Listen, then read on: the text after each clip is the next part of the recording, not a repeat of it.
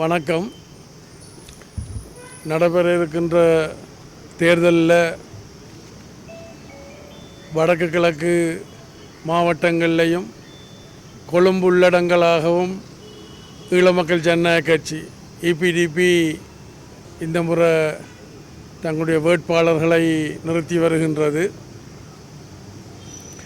மத்தியில் கூட்டாட்சி, மாநிலத்தில் சுயாட்சி என்ற எங்களுடைய இலக்கை அடைவதற்கு இந்த வர இருக்கின்ற தேர்தலில் எங்களுடைய மக்கள் எங்களுக்கு அமோகமாக வாக்களித்து எங்களை வெற்றி பெறச் செய்வார்கள் என்று நான் நம்புகின்றேன்.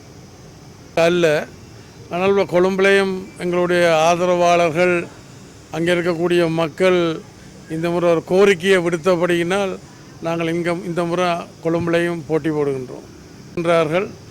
ஆனால் எங்களுக்கு அந்த நேரம் பொருந்தி வராதபடியினால் நாங்கள் அதை பற்றி யோசிக்க இல்லை.